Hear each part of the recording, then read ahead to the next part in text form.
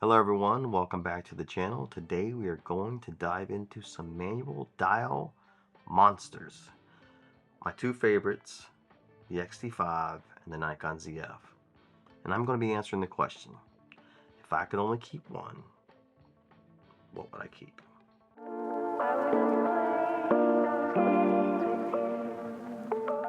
Subject that I probably should have covered earlier in the year before I made two stupid mistakes called selling my ZF and my X-T5. Because what do I have? They're right here. They're both right here. I bought them again. And you guys know the answer to this. You know the answer because I said it already once before, way back in a video. I love both of these cameras. You know that I love both of these cameras. I talk about how much I love these cameras. I love the Nikon ZF. I just recorded 3 videos with it, and I couldn't stop staring at myself in the screen because of how good I looked on the thing. I look at myself here, I'm like, I look okay. Look at this thing makes me like glow. I'm telling you. Love this camera. It's great. It's a great camera. But I sold it when the X106 came out, and I did some street photography comparing the X106 to the Nikon ZF. And I was like, well, I think the images are so close, I don't need redundant cameras. So I got rid of it, and I regretted it pretty much instantly. Fast forward a few months, I have it in my repertoire again. I got a pretty good deal on it. I got a free bag and some accessories I told you about during the unboxing of it. So it wasn't that bad at the end of the day. X-T5 I got at launch. I loved it. I've always loved the XT series. I hunted for an X-T4 back when I got one of those, and I wish I could buy an X Pro 3 brand new today, but my OCD won't allow me to buy one banged up, so here we are. I love Fuji cameras and I love Nikon cameras. I love manual dial cameras for their simplicity, and I know not everyone has the luxury of affording both of these cameras. So I want to talk about the differences that I see in these cameras. What I would advise that you do if you were making a buying decision today. So the core difference between these two cameras is sensor size. This is a full frame camera in the Nikon ZF, and this is an APS-C camera, which has a 1.5 times crop, or 50% smaller sensor size, whatever you want to call it. It has a 1.5 crop compared to the Nikon ZF. So when you look at a lens, for example, you have to multiply it by 1.5 to find out what the actual full frame equivalency is. For example, this 56mm f1.2 that's on here today is the equivalent of an 84mm f1.8. That's what this is equivalent to. This 40mm f2 on here is equivalent to, you guessed it, a 40mm f2. It is an F2 system because it's full frame. There's no crop factor. There's no math to be done. That's the biggest difference in sensor size. And this is a 40 megapixel sensor, and this is a 24 megapixel sensor. Backside illuminated, not stacked. Both of these sensors are going to produce sharp, crisp images. You're going to get better depth of field out of the full frame sensor. You can only do, that's just basic math. You're going to get better full frame depth out of the full frame sensor, but you're going to get higher resolution, more pixel peeping capabilities with the 40 megapixel sensor here. I'll be honest with you, real talk here, real talk. They're close. They're so close you can't tell the difference. I'll show you the ZF versus the X106 up here. You can take a look for yourself and tell me what you think. But they're so close, it's very hard to tell the difference. It's really a balance between, do you want higher megapixels or better low light performance? You're going to get better low light performance out of this because it has less pixels, but a bigger sensor. So more mass and less pixel density means bigger pixels inside the mass of that sensor. Versus the APS-C, more megapixels, more pixels, smaller sensor, which means it's going to let less light in because it has less light gathering capabilities. That's giving all things the same. If you're using this equivalent, lens size and aperture, whichever one you're looking for, I mean, these are really close in size. They're really not that different. Now, heft, this is still lighter with its lens on it than this one is. That'll tell you the difference in size and weight. It just really depends on your use case. If you're looking to do street photography, you can't go wrong with either camera. They're both going to be fantastic at street photography. I actually prefer the ZF if I'm going to be completely honest with you, because of the screen that I can close. I love to close the screen when I go out shooting, so I don't have to deal with that. And it's out of my face. It mimics my Nikon FE film camera, which I love shooting with because I can be more in the moment. The X-T5, they changed their screen up to an articulating three-way screen that flips out and flips up and down for that matter. But it does not flip. It does not flip out to film yourself. And I love the way this flips out, because when I'm doing street photography, I like to take a low shot and be able to look down, similar to like back in the old days with the film cameras when you look down to take the picture. I like to look down so I can get a low shot without having to get my ass on the ground. Now this, you can do that with, but it doesn't go all the way. It goes to right there. So you can do that. You can take that shot, but it kind of messes with your geometry. The screen preference is going to be yours, and it's going to be what you like the most. I don't really care because I shoot with both, but I gotta say, if I had to make a decision, it would be the fully articulating screen so that I could film on that camera when I wanted to film. Period. Because I need to be able to see this right here, which is myself in the screen. Megapixels versus low light, I discussed that right just now. For me, it's a very, very, very, very tough decision, but if I had to make one, I'm going to choose the Nikon. Full frame, depth of field, better light gathering technology, great autofocus, automatic subject detection. When it comes to megapixels, low light capabilities, basically the image itself, very slight edge to Nikon, very slight. The next thing we're going to talk about is like the portability size. Am I clipping? Am I overexposed too much? I don't think I am. You know what? I was gonna make my aperture 1.8, but I want to shoot at 1.4 today. Portability.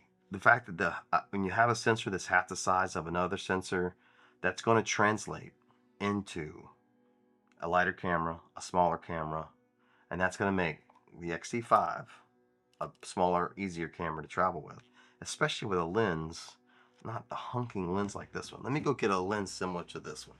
One second. Not even similar. I'm getting the exact lens. This 27mm f2.8, well, not the exact lens, is equivalent to a 40mm focal length, roughly, but not f2. F2.8 would be f4, not f2, so not quite as good. All right, now then we're holding these two cameras. Look at that. Now look at the size difference.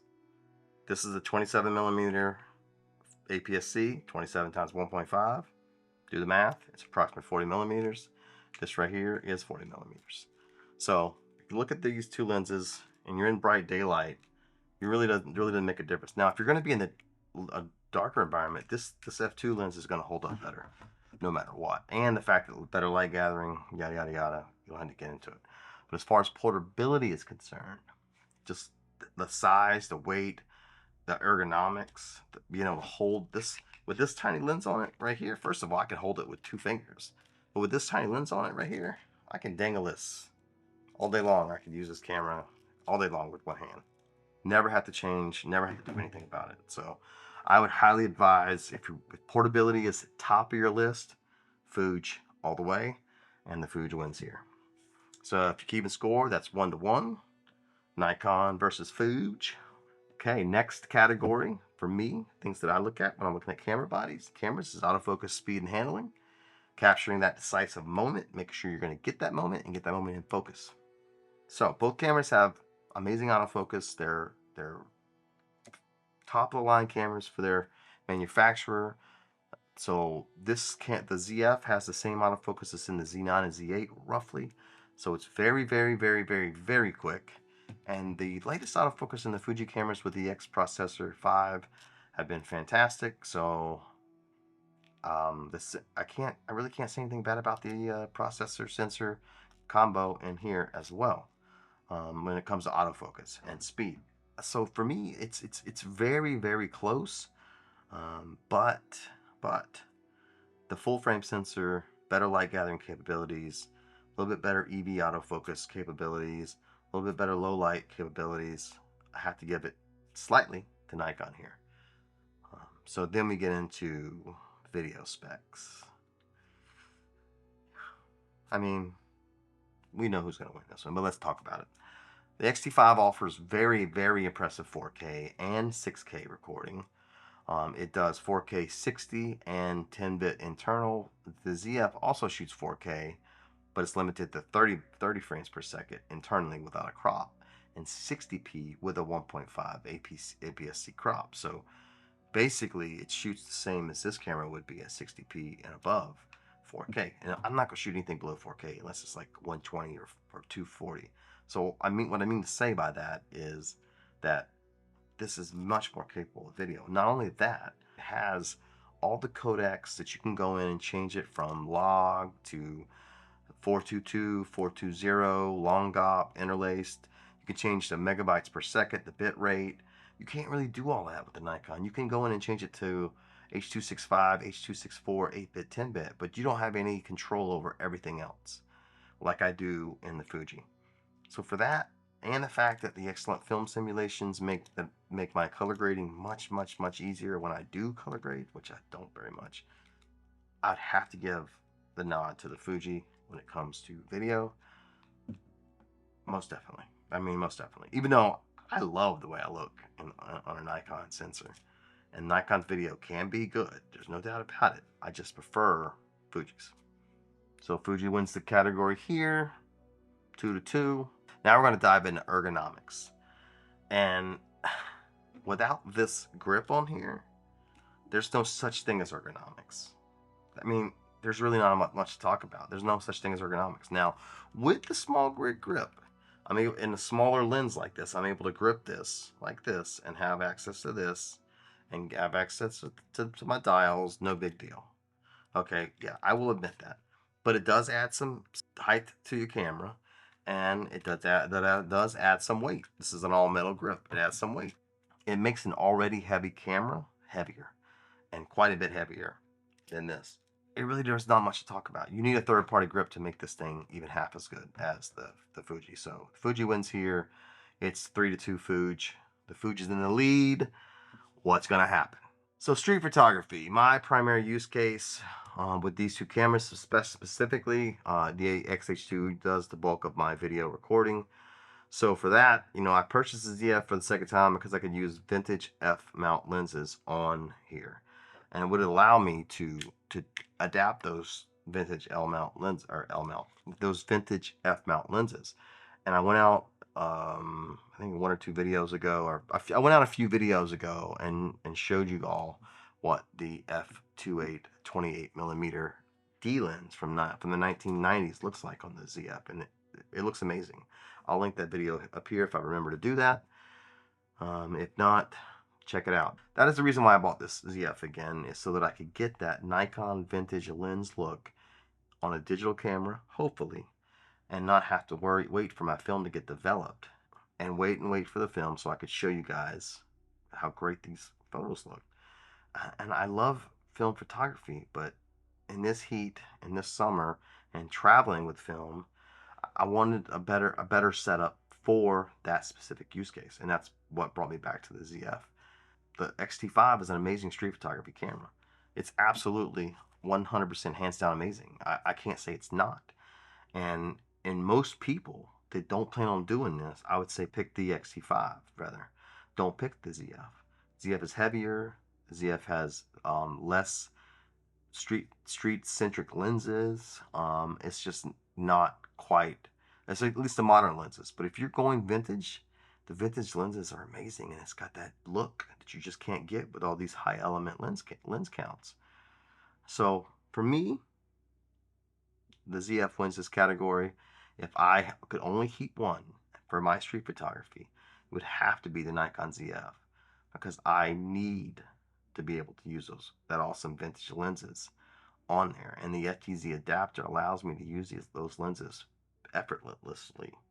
Whereas I know you could buy some third-party adapters for the Fuji to use other camera manufacturers' lenses, but There's a lot of trade-offs when you do that, and you know, that's not for me. So that brings it back to you. I mean, it's a tie game, it's a toss-up, and it's a toss-up if you ask me. But if you want to shoot vintage street photography, the Nikon's gonna win. If you want just modern street photography, Fuji's gonna win. If you want video, the Fuji's gonna win. If you want to shoot weddings and low light stuff, I would choose the Nikon, even though the grip is terrible. I would honestly say get a Z6 III, but I digress. So that's me. So when it comes down to it, if I had to choose between the beloved Fuji and Nicky Boy, I'm choosing Nicky Boy for those reasons. Both cameras are great in different areas. The X-T5 shines in portability, speed, and it's an excellent image quality, where the ZF boasts superior low light performance, full frame sensor, better depth of field, and the option to use vintage lenses from Nikon, dating all the way back to the 50s. Whichever one of those appeals to you is going to be likely the one I would say you should go with. They're both around the same price range. As far as lenses, they got some lens differences, but they're both roughly in the same price range when it comes to lenses as well. And ultimately, the camera that suits you is the one that fits your specific needs. They're all great cameras and they can all do great things, but you got to find the one that speaks to you and inspires you. And these cameras inspire me to get out and shoot. I mean, when it's not 113 degrees outside. Come on, I'm not going to do that. All right, guys, so that's it for this video. I hope you enjoyed it. I hope you enjoy this audio that I got with this mic setup that I just installed yesterday. I filmed 4 videos back to back with this mic setup. I am hoping that it performs because I have no idea how good the audio is going to be until I get it into Adobe. I'm not Adobe. I don't even use Adobe for this. Until I get it into DaVinci Resolve and I can actually see what the audio sounds like. But so far so good. I'll see you in the next video. See ya. Peace. Oh my God, go away. All right. Hello everyone. Welcome back to the channel. Today we're going to dive into some manual dial. No. Today we're going to be diving. No, I doubt it. No. Boom.